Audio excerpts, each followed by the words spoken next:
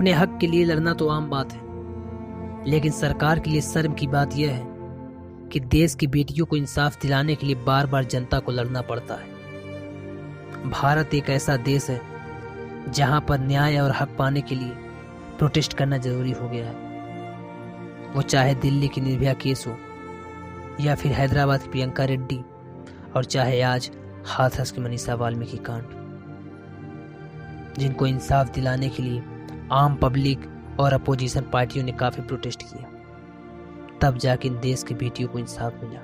यदि बात करें हाथरस की, तो जनता को प्रोटेस्ट करने से रोकना और कई महत्वपूर्ण जगहों को बंद कर देना लोगों के मन में संदेह जरूर पैदा करता है।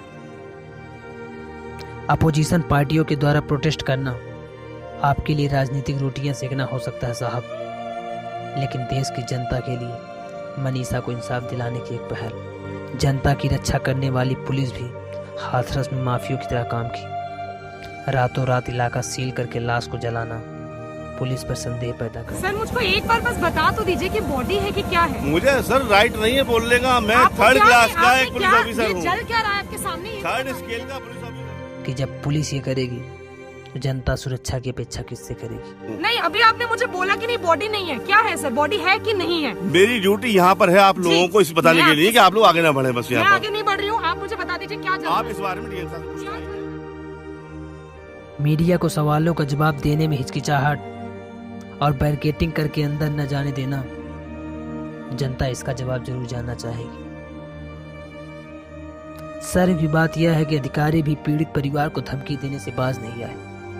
यदि निर्भया केस में जनता और अपोजिशन पार्टियों को प्रोटेस्ट करने से रोका जाता, इलाके को सील कर दिया जाता और मीडिया को भी न जाने दिया जाता, तो शायद ही निर्भया को इंसाफ मिलता। इन सब लोगों ने सहयोग किया, तब जाके 8 साल बाद निर्भया को इंसाफ मिला था।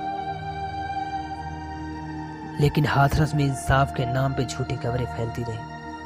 कितनी शर्म की बात है कि उस बेटी को इंसाफ दिलाने के बजाय ये कह देना कि सरकार को बदनाम करने की अपोजिशन पार्टियों की साजिश है।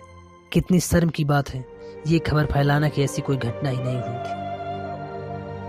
इंसाफ की लड़ाई न जाने कब हिंदू मुस्लिम की लड़ाई बन गई, न्याय की लड़ाई न जाने कब ब्राह्मण सूद की लड़ाई बन गई।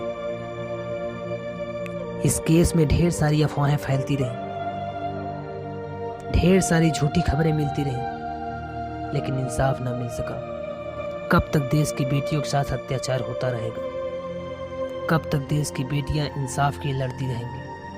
कितना आसान होता है ये कह देना कि केस का सीबीआई जांच होगा, लेकिन जब तक आप सीबीआई जांच करवाते हैं, एक बेटी और इन दरिंदों का शिकार हो जाती है। देश की बेटियों को इंसाफ तब मिलेगा जब दरिंदों को कड़ी से कड़ी सजा मिले। Thank you so much.